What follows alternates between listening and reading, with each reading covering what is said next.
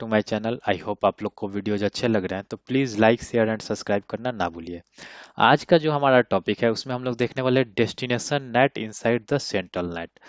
Central net के अंदर destination net कैसे कॉन्फ़िगर करते हैं और कैसे ये परफॉर्म करता है, कब हम लोग डेस्टिनेशन नेट का यूज करते हैं, ये सारा कुछ हम लोग इस वीडियो में कवर करने वाले हैं। लास्ट वीडियो में हमने सेंट्रल नेट स्टार्ट किया था एंड सेंट्रल नेट में सेंट्रल एस नेट का जितना भी टाइप है वो सारा हम लोगों ने फोर्टीगेट फायरवॉल पे कॉन्फ़िगर करके देखा था कि कैसे ये वर्क करता है।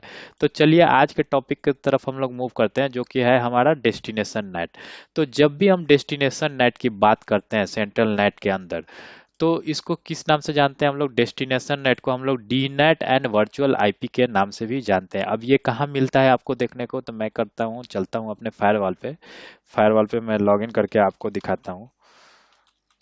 सबसे पहले तो मैं फायरवॉल पे लॉगिन करके और सेंट्रल नेट इनेबल कैसे करते हैं वो मैं आपको दिखाने वाला हूँ। तो ये मैं फायरवॉल पे लॉगिन किया और यहाँ पे देखिए कोई भी सेंट्रल नेट का ये नहीं दिख रहा है। तो सेंट्रल नेट को इनेबल करने के लिए मैंने आपको ऑलरेडी बता रखा है कहाँ जाना है। हमें सिस्टम में जाके सेटिंग्स में जाना है एंड वहाँ पे सेंट्रल स्नेट का ऑप्शन रहता है, उसको हमें क्या करना रहता है? इनेबल करना रहता है। चलिए हम लोग सेंट्रल नेट इनेबल करने की कोशिश करते हैं। हम लोग चलते हैं सिस्टम में एंड सिस्टम में जाके हम लोग जाएंगे सेटिंग में। ठीक है, सेटिंग में आए एंड जैसे ही स्क्रॉल डाउन हमने किया, यहाँ पे देखिए यहाँ पे सेंट्रल स्नेट का ऑप्शन है। मैंने क्या किया, इस ऑप्शन को मैंने इनेबल कर दिया। अब एक चीज ध्यान दीजिएगा, यहाँ पे पॉलिसी एंड ऑब्जेक्ट में जब आप जाइएगा तो देखिए अभी सेंट्रल नेट नहीं दिख रहा है और जो ये आईपी पुल दिख रहा है या वर्चुअल आईपी दिख रहा है, वर्चुअल आईपी जो है हमारा सिर्फ वर्चुअल आईपी इसके नेम से आ रहा है। और जैसे ही हम लोग चेंज करेंगे, जैसे ही हम लोग सेंट्रल नेट अप्लाई करेंगे, देखिएगा इसमें क्या चेंज आएगा। तो मैं अभी दिखाता हूँ। ये मैं कॉपी कर लिया। यहाँ पे देखिए, यहाँ पे कॉमन ऑप्शन है, यहाँ पे सेंट्रल नेट का ऑप्शन नहीं है। मैंने अप्लाई किया एंड अप्लाई करने के बाद मैं पॉलिसी एंड ऑब्जेक्ट में गया तो देखिए दो ऑप्शंस जो पहले अवेलेबल नहीं थे। ये हमारा सेंट्रल एसनेट का ऑप्शन नहीं था, यहाँ पे आप देख सकते हैं यहाँ पे सेंट्रल एसनेट का ऑप्शन नहीं था। एंड जो हमारा वर्चुअल आईपीज था, जो हमारा वर्चुअल आईपीज था वो सिर्फ वर्चुअल आईपीज के नाम से था। यहाँ पे देखिए सेंट्रल नेट जैसे ही हमने इनेबल किया, यहाँ पे D net and virtual IP के नाम से आने लगा। तो सेंट्रल नेट कैसे इनेबल करते हैं ये तो आपको पता चल गया, मैंने लास्ट वीडियो में भी ये कवर किया था। अभी हमें क्या करना है, अभी हमें डेस्टिनेशन नेट सेंट्रल नेट के अंदर डेस्टिनेशन नेट कैसे कॉन्फ़िगर करते हैं उसके बारे में हम लोग बात कर रहे हैं। तो जब भी हम लोग डेस्टिनेशन नेट का बात करते हैं सेंट्रल नेट के अंदर, तो उसको किस नाम से हम लोग जानते हैं? D net and virtual IP के नाम से। मैंने अभी दिखाया भी आपको, ये देखिए D net and virtual IPs के नाम से आ रहा है। तो यहीं पे हम लोग क्या करते हैं? डेस्टिनेशन नेट कॉन्फ़िगर करते हैं। डेस्टिनेशन नेट का हम लोग यूज कब करते हैं कि जब भी, मैं आपको टोपोलॉजी के हिसाब से समझाने की कोशिश करता हूँ, जब भी एक यूजर इंटरनेट पे बैठा हुआ रहता है एंड वो यूजर आपके किसी इंटरनल रिसोर्सेस को यूज करने की कोशिश करता है, उस कंडीशन में हमें कौन सा नेट यूज करना पड़ता है? उस कंडीशन में हमें डेस्टिनेशन नेट यूज करना पड़ता है। ठीक है, तो यहाँ पे हम लोग सेम करने वाले हैं, डेस्टिनेशन नेट यूज करने वाले हैं। मैं आपको लैब के टोपोलॉजी के बारे में थोड़ा बता दूं। ये हमारा इंटरनेट यूजर है जो कि कहीं इंटरनेट पे बैठा हुआ है। इसको जो आईपी मिला हुआ है 192.168.33.170 मिला है, डीएचसीपी के थ्रू मिला है। यहाँ पे ये प्राइवेट आईपी है, क्योंकि क्या, हम लोग लैब सिनेरियो यूज कर रहे हैं। अगर आप रियल टाइम में जाओगे तो ये कहीं इंटरनेट से आएगा, आपको पता नहीं रहेगा ये कहाँ से आएगा। ठीक है, और ये आएगा क्या करेगा, ये आएगा आपके इंटरफेस आईपी पे, या आपका जो मतलब कि नेट आईपी है, जो आपने इसको आईपी बता रखा होगा कि आप इस आईपी को एक्सेस करो इस पर्टिकुलर सर्विस के लिए, वो पर्टिकुलर आईपी पे वो हिट करेगा। और फायरवॉल क्या करेगा, जैसे मान लीजिए यहाँ पे मैंने 33.140 का मैं ट्रांसलेशन करने वाला हूँ, तो 33.140 मैं बोलूंगा इस यूजर को एक्सेस करो इस पर्टिकुलर एफटीपी सर्वर के लिए। तो जैसे ही ये 33.140 एक्सेस करने की कोशिश करेगा, फायरवॉल क्या करेगा, 33.140 को क्या करेगा, ट्रांसलेट कर देगा हमारे इंटरनल आईपी में 20.20.20.10। जैसे ही ये पैकेट, इस यूजर का पैकेट यहाँ पे हिट करेगा फायरवॉल पे, फायरवॉल 33.140 को किस में ट्रांसलेट कर देगा, 20.20.20.10 में, और ये ट्रैफिक चला जाएगा हमारे एफटीपी सर्वर की तरफ। और ये यूजर क्या होगा, इस पर्टिकुलर सर्वर को एक्सेस कर पाएगा। अब कैसे ये ट्रांसलेशन होगा, क्या होगा, वो सारा कुछ हम लोग लॉग्स के थ्रू देखने वाले हैं, हम लोग कॉन्फ़िगरेशन के थ्रू देखने वाले हैं। तो जब भी हम लोग सेंट्रल एस नेट की बात करते हैं, उसमें डेस्टिनेशन नेट की बात करते हैं। अब कब यूज करते हैं डेस्टिनेशन नेट, वो तो आपको पता चल गया। डेस्टिनेशन नेट को क्या बोलते हैं वो भी पता चल गया आपको, D net and virtual IPs के नाम से जानते हैं। डेस्टिनेशन नेट का यूज कब हम लोग करते हैं, डेस्टिनेशन नेट बेसिकली किस लिए यूज होता है, तो जब भी हम लोग डेस्टिनेशन नेट यूज करते हैं उसमें क्या डेस्टिनेशन आईपी ट्रांसलेट होता है, एंड अगर रिक्वायरमेंट होता है तो पोर्ट भी ट्रांसलेट होता है। तो आप लोग डेस्टिनेशन नेट के इससे यूज से क्या कर सकते हो, डेस्टिनेशन आईपी एंड पोर्ट दोनों को ट्रांसलेट कर सकते हो। और ये यूज कब होता है, कोई एक पर्टिकुलर यूजर इंटरनेट से किसी एक इंटरनल रिसोर्स को यूज करने की कोशिश करता है, एक्सेस करने की कोशिश करता है, उस केस में हम लोग डेस्टिनेशन नेट यूज करते हैं। अब चलिए हम लोग कॉन्फ़िगर करते हैं। तो कॉन्फ़िगर करने के लिए हमें तीन चीजों की जरूरत है। सबसे पहले हम लोग फायरवॉल पे चलते हैं।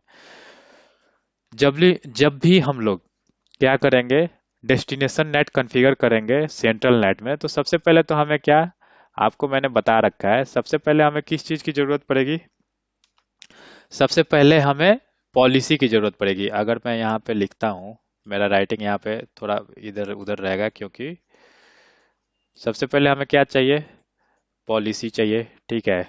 और पॉलिसी के साथ क्या, फिर हमें क्या चाहिए, नेट पॉलिसी चाहिए, ठीक है। एंड नेट पॉलिसी के साथ हमें D net and virtual IP भी कॉन्फ़िगर करना होगा इसमें अपना फोर्टिगेट में, डी नेट एंड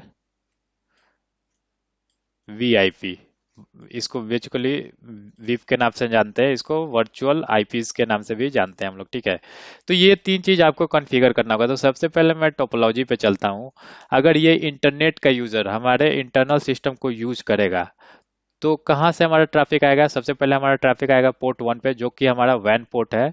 और ये किधर चला जाएगा, पोर्ट 3 की तरफ चला जाएगा, जो कि हमारा डीएमजी पोर्ट है। तो मैं सबसे पहले पॉलिसी कॉन्फ़िगर करता हूँ। यहाँ पे देखिए अभी कोई भी पॉलिसी नहीं है, मैं पॉलिसी क्रिएट करता हूँ। क्या करता हूँ, पॉलिसी का नाम देता हूँ मैं इंटरनेट, ठीक है, टू डीएमजेड एफटीपी, आप कोई भी नाम दे सकते हो। मैं एफटीपी सर्वर यूज कर रहा हूँ तो बेटर आइडेंटिफिकेशन के लिए मैंने नाम दे दिया डीएमजेड एफटीपी सर्वर। अब ट्रैफिक कहाँ से आ रहा है, पोर्ट 1 से आ रहा है, वैन से। कहाँ को जा रहा है हमारा, डीएमजी पे जा रहा है, ठीक है। यहाँ पे सर्विसेज आप लोग आइडेंटिफाई कर सकते हो, किसी एक पर्टिकुलर सर्विस के लिए भी कर सकते हो, बट मैं यहाँ पे ऑल ये कर रहा हूँ, ठीक है। कहाँ से सोर्स आ रहा है, तो सोर्स अपने को पता नहीं रहेगा, इंटरनेट से ऑल कर सकते हैं। डेस्टिनेशन क्या, कहाँ पर्टिकुलर आप जाना चाहते हो वहाँ के लिए भी कर सकते हो, बट यहाँ पे मैं ऑल यूज कर रहा हूँ। सर्विसेज, सर्विसेज आप अगर एफटीपी के लिए यूज कर रहे हो तो यहाँ एफटीपी दे सकते हो, बट मैं क्या कर रहा हूँ फिलहाल सर्विसेज में ऑल यूज कर रहा हूँ। और यहाँ पे लॉग अलाउड ट्रैफिक मैं क्या कर रहा हूँ, ऑल सेशंस कर रहा हूँ, ताकि हम लोग इस ट्रैफिक को ट्रैक कर सके, इस ट्रैफिक को हम लोग फायरवॉल पे देख सके इन लॉग सेक्शन, ठीक है। तो पहला पार्ट तो हमारा पूरा हो गया। पहला पार्ट जो हमारा पॉलिसी बनाना था, पॉलिसी मैंने बना दिया। अब हमें नेट पॉलिसी लिखना है, तो नेट पॉलिसी पे भी मैं चलता हूँ, सेंट्रल एसनेट पे चलता हूँ। यहाँ पे हम लोग पॉलिसी लिखेंगे सेंट्रल एसनेट पे। ये देखिए ये पहले का पॉलिसी लिखा हुआ है, मैं इसको डिलीट करता हूँ। और अभी जो हमें पॉलिसी लिखना है, तो हमारा जो इंटरनेट यूजर है वो किस पोर्ट पे हिट कर रहा है, पोर्ट 1 पे, मतलब कि हमारा पोर्ट 1 जो रहेगा इनकमिंग ट्रैफिक रहेगा, और पोर्ट 3 जो रहेगा आउटगोइंग ट्रैफिक रहेगा। मैं करता हूँ क्रिएट न्यू पे, ठीक है। और इनकमिंग इंटरफेस हमारा क्या रहेगा, वैन इंटरफेस। आउटगोइंग इंटरफेस हमारा क्या रहेगा, लैन इंटरफेस। फिर यहाँ पे सोर्स एंड डेस्टिनेशन भी आप डिसाइड कर सकते हो। सोर्स मैं ऑल ले रहा हूँ, डेस्टिनेशन में भी मैं ऑल सेलेक्ट कर रहा हूँ, ये भी आप ये कर सकते हो। और ये जो ऑप्शन है ये हमने सेंट्रल इस नेट के लिए यूज किया था, तो इसका अभी जरूरत नहीं है। अभी हम लोग बात कर रहे हैं डेस्टिनेशन नेट का, ठीक है। तो मैंने क्या किया, पॉलिसी लिख दिया, वैन से ट्रैफिक आएगा हमारा लैन। देखिए लैन यहाँ पे मैंने गलत सेलेक्ट किया है, हमें क्या, हमारा ट्रैफिक डीएमजी पे जाने वाला है। जो यूजर है वो क्या करने वाला है, एफटीपी सर्वर एक्सेस करने वाला है। तो हमारा आउटगोइंग इंटरफेस क्या हो जाएगा, डीएमजी इंटरफेस होगा, source address all, destination address all. और ये जो नेट था ये एस नेट के लिए था, इसको मैंने डिसेबल कर दिया, क्योंकि हम लोग बात कर रहे हैं अभी डी नेट का। मैंने नेट पॉलिसी भी लिख दिया सेंट्रल नेट के लिए, ठीक है। अब क्या करना है, हमें destination net and virtual IP का ऑब्जेक्ट क्रिएट करना है। अब एक चीज ध्यान दीजिएगा, अभी जो मैंने सेंट्रल एसनेट लिखा या पॉलिसी लिखा, उन दोनों में मैंने क्या किया है, ये डी नेट एंड विप को मैंने क्या किया है, मैप नहीं किया है, विदाउट मैपिंग, ठीक है। मैंने simply policy and simple net लिखा है, नेट का ये लिखा है, रूल लिखा है। एंड उसमें मैंने जो अपना ऑब्जेक्ट है, ये D net and virtual IPs का, इसको हमने क्या किया है, मैप नहीं किया है, क्योंकि फायरवॉल क्या है, फायरवॉल जो FortiGate फायरवॉल है वो इतना इंटेलिजेंट है कि वो ऑटोमेटिकली लुकअप कर लेगा कि उसको कौन सा object, D net and virtual IP का, विप का कौन सा ऑब्जेक्ट यूज करना है। तो मैं यहाँ पे बेसिक सिंपली नाम दे दे रहा हूँ, FTP सर्वर, ठीक है। मैं कलर थोड़ा चेंज कर दे रहा हूँ आइडेंटिफिकेशन के लिए, कलर मैंने ले लिया दूसरा, स्टेटस ऑन है। अब इंटरफेस कौन सा रहेगा, इंटरफेस हमारा रहेगा वैन। ट्रैफिक कहाँ पे हिट होने वाला है, वैन पे हिट होने वाला है। यूजर बेसिकली किस आईपी को ट्राई करने वाला, 192.168.33.140। यूजर को 20.20.20.10 का कोई आइडिया नहीं है कि ये क्या आईपी है। यूजर क्या करेगा, 33.140 को एक्सेस करेगा, एंड फायरवॉल क्या करेगा, बिना यूजर को बताए 33.140 को 20.20.20.10 में ट्रांसलेट कर देगा। यूजर को पता भी नहीं चलेगा कि ये 20.20.20.10 क्या है, ठीक है। तो ट्रैफिक हमारा हिट हो रहा था वैन पे, इंटरफेस पोर्ट 1 पे। मैंने वो पोर्ट सेलेक्ट कर लिया, स्टैटिक नेट, या आप FQDN भी ये कर सकते हो। मैं स्टैटिक नेट में जा रहा हूँ, और नेट में मेरा आईपी क्या है, एक्सटर्नल आईपी क्या है, तो यूजर ट्राई करेगा हमारे 192.168.33.140 पे, ठीक है। इस आईपी पे यूजर ट्राई करेगा, एंड उस आईपी को किस आईपी में ट्रांसलेट करना है, 20.20.20.10, जो हमारा FTP सर्वर का आईपी है, ठीक है। तो इस आईपी में ट्रांसलेट करना है। आप अगर चाहो तो ऑप्शनल फिल्टर भी लगा सकते हो, जिसमें source address, services, port forwarding का भी ऑप्शन लगा सकते हो, किस TCP के लिए फॉरवर्ड कर रहे हो, कि UDP के लिए, कि SCTP के लिए, कि ICMP के लिए, 1 to 1 या मैनी टू वन। बट ये सब की हमें जरूरत नहीं है, हमें सिंपली डेस्टिनेशन नेट का परफॉर्मेंस देखना है कि ये वर्क कर रहा है कि नहीं। तो यूजर हमारा ट्राई करेगा 33.140 पे, वो आईपी ट्रांसलेट हो जाएगा हमारा 20.10 पे। ये मैं कर रहा हूँ, मैं ओके अभी नहीं कर रहा हूँ, ठीक है। या फिर हम लोग कॉन्फ़िगर कर लेते हैं, हम लोग लॉग्स के थ्रू तो वेरीफाई कर ही लेंगे कि इसी पे हिट हो रहा है। अब ये मैंने पॉलिसी कॉन्फ़िगर कर दिया है। मैं चलता हूँ अपना इंटरनेट, जो यूजर है मैंने उसको ऑलरेडी ओपन कर रखा है, देखिए इसका नाम है आईनेट यूजर, inet_user। तो यहाँ पे अगर देखिएगा, तो ये देखिए इसका जो होस्ट नेम है inet_user। मैं इसका आईपी भी आपको दिखा देता हूँ, इस पे कौन सा आईपी मिल रखा है, मैंने ऑलरेडी चेक कर रखा था। और देखिए इस पे 33.170 आईपी मिल रखा है, जो कि हमने यहाँ पे मेंशन कर रखा है। और ये आईपी किसके थ्रू मिला है, DHCP के थ्रू। मैं क्या करूंगा, मैं चलूंगा ब्राउजर में और ट्राई करूंगा अपने FTP सर्वर को एक्सेस करने के लिए। मैंने यहाँ पे FTP सर्वर भी एक्सेस कर लिया है, करके रखा है, ठीक है। विंडोज 7 को FTP server, as a FTP server कैसे यूज करना है, उसके लिए आप प्लीज मेरा पुराना वीडियो रेफर कीजिए। और मैंने इस पर्टिकुलर फोल्डर को as a FTP destination configure कर रखा है, ठीक है। जब भी आप FTP सर्वर बनाते हो तो एक पर्टिकुलर लोकेशन हम लोग डिसाइड करते हैं, और उस पर्टिकुलर लोकेशन को हम लोग एक्ट कराते हैं एज अ FTP सर्वर। ये पूरा हमारा होल जो सिस्टम है, ये तो FTP सर्वर है ही, बट उसका कोई लोकेशन होगा ना, तो वो लोकेशन जो मैंने मैप किया है वो इस फोल्डर को मैप किया है, जो हमारे डेस्कटॉप पे FTP नाम से है, ठीक है। अब मैं यहाँ पे चलता हूँ, मैं ट्राई करता हूँ यहाँ पे FTP कैसे एक्सेस करते हैं, वो आपको आई होप आप लोग को पता होगा। FTP://192.168.33.140, ठीक है। मैंने एंटर किया, और ये ओपन दिखा रहा है, बट ये ओपन है नहीं, ये क्या है, ये पुराना सेशन है। मैं अभी दिखाता हूँ, ये देखिए जैसे ही मैंने रिफ्रेश किया वो कैसे में पड़ा हुआ था। मैंने जैसे ही रिफ्रेश किया, ये क्या, यूजर नेम एंड पासवर्ड मांग रहा है। जब भी आप, ये हमने पुराना वाला जो टेस्ट किया था, पुराना डेस्टिनेशन नेट किया था, इसलिए ये यहाँ पे पड़ा हुआ है। जब भी आप न्यू सेशन ओपन करने जाओगे तो कुछ ऐसा आएगा, यूजर नेम एंड पासवर्ड मांगेगा, ठीक है। तो यूजर नेम मेरा है यूजर, पासवर्ड है मेरा टेस्ट। अब जैसे ही ओपन किया, अभी देखो, अभी रिफ्रेश कर रहे हैं तो ये पेज रिफ्रेश हो रहा है, और यहाँ पे क्या दिखा रहा है मेरा, एक ये दिखा रहा है, जो कि क्या आज का बना हुआ है, 29th का, ठीक है। थोड़ी देर पहले का बना हुआ है।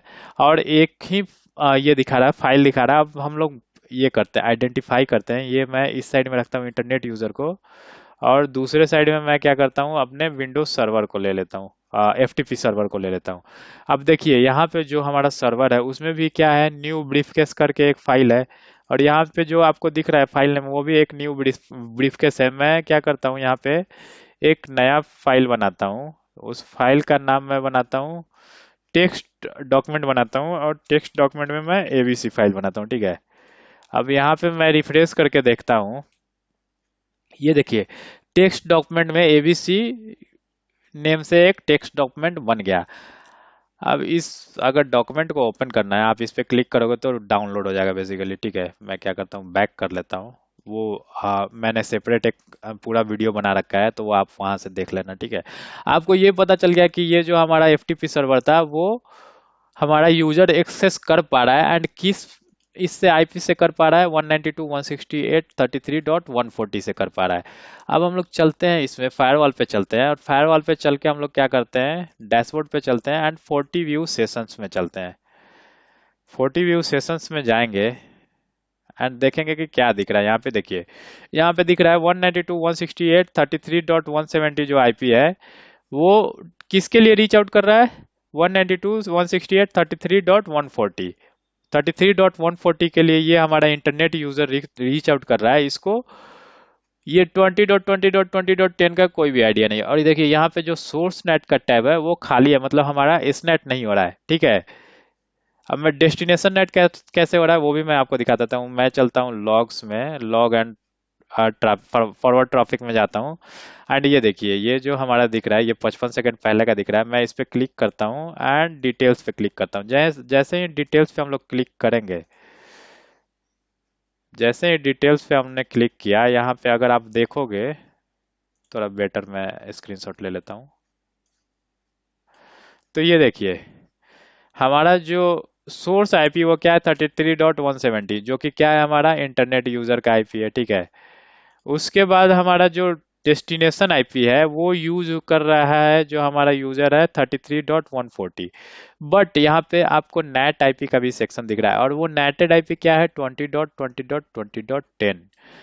इस पोर्ट पे वो क्या हो रहा है, और इस आईपी पे वो पर्टिकुलर जो ट्रैफिक आ रहा था यूजर से 33.140 पे, वो आईपी और क्या हो रहा है, ट्रांसलेट हो जा रहा है डेस्टिनेशन नेट में, और किस आईपी पे, 20.20.20.10 पे।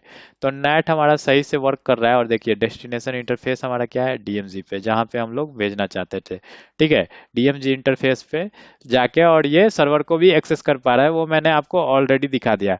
मैं सेम चीज आपको कोशिश करता हूँ कि आपको इससे सीएलआई से भी दिखा पाऊँ।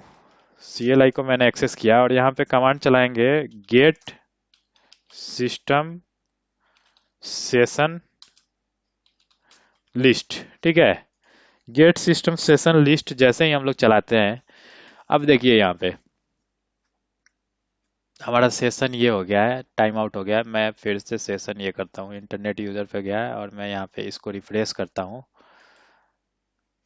एंड रिफ्रेश करने के बाद मैं फिर से कमांड चलाता हूँ। ये देखिए अब मैं आपको दिखाता हूँ, ये हमने देखा जीयूआई के थ्रू, ग्राफिकल इंटरफेस के थ्रू। अब हम लोग सीएलआई के थ्रू भी देख लेते हैं, क्या हमारा जो इंटरफेस है 192.168.33.170, ये हमारा इंटरनेट यूजर का ये है आईपी है, और ये आ रहा है हमारा ट्रैफिक 33.140 पे आ रहा है, और 33.140 जो है वो क्या हो जा रहा है, 20.20.20.10 में ट्रांसलेट हो जा रहा है, ठीक है। तो ये था हमारा डेस्टिनेशन नेट। ये देख लिए डेस्टिनेशन नेट के अंदर आ रहा है, सेक्शन में आ रहा है। अगर आप सोर्स नेट देखो, सोर्स नेट वाला पूरा जो सेक्शन है वो खाली है, तो यहाँ पे सोर्स नेट नहीं हो रहा है। अब हमने यहाँ पे क्या क्या किया, मैं आपको एक बार क्विकली रिवाइज करा देता हूँ। हमने बेसिकली क्या किया, हम गए इसमें पॉलिसी एंड ऑब्जेक्ट में, सबसे पहले हमने क्या किया, सेंट्रल नेट इनेबल किया। कैसे इनेबल करते हैं, तो हम लोग गए सिस्टम में जाके सेटिंग्स में गए, सेटिंग्स में जाके सेंट्रल नेट को इनेबल कर दिया। जैसे ही हमने सेंट्रल नेट इनेबल किया, हमारे पास दो ऑप्शन आ गया, जो ऑप्शन पहले से अवेलेबल नहीं था, central S net and D net and virtual IP, ठीक है। इतना तक तो आपको समझ में आ गया। इसके बाद हमारा क्या था, इसके बाद हमने तीन चीज कॉन्फ़िगर किया। सबसे पहले हमें क्या था, कहाँ से ट्रैफिक आ रहा है उसके लिए पॉलिसी चाहिए, ठीक है। फिर उसके लिए हमने सेंट्रल एसनेट ये किया, और सेंट्रल एसनेट कॉन्फ़िगर करके फिर हमने डीनेट एंड वर्चुअल आईपी में हमने ऑब्जेक्ट ये किया, क्रिएट किया। और इस पर्टिकुलर ऑब्जेक्ट को हमने सेंट्रल एसनेट के थ्रू मैप नहीं किया, ये किया फायरवॉल ऑटोमेटिकली आइडेंटिफाई कर लिया। ये मैं बार बार रिपीट कर रहा हूँ कि जो हमने destination net and virtual IP create किया था उसको सेंट्रल नेट एसनेट के थ्रू मैप नहीं किया। मैं आपको दिखा भी देता हूँ। डीनेट एंड वर्चुअल आईपीज में जाइएगा तो यहाँ पे देखिए रेफरेंस जो सेक्शन है यहाँ पे 0 है, मतलब हमने किसी के इसमें मैप नहीं किया है। ये तीनों स्टेप्स हमने परफॉर्म किया। क्या किया? फायरवॉल पॉलिसी बनाया, कहाँ से ट्रैफिक आ रहा है, कहाँ जा रहा है, सेंट्रल एसनेट फिर हमने ये किया, इनेबल किया। एंड उसके बाद हमने क्या किया, डेस्टिनेशन नेट के लिए हमने D net and virtual IPs का एक ऑब्जेक्ट बनाया कि किस पर्टिकुलर आईपी से हमारा ट्रैफिक आएगा और किस पर्टिकुलर आईपी को उसको मैप करना है, कहाँ पे वो ट्रैफिक को फॉरवर्ड करना है। और हमारा नेट क्या, डेस्टिनेशन नेट जो था वो वर्क करने लगा। आई होप आप लोग को समझ में आ गया होगा। तो आज के लिए इतना ही, मिलते हैं जल्द ही एक नए वीडियो के साथ। तब तक के लिए धन्यवाद।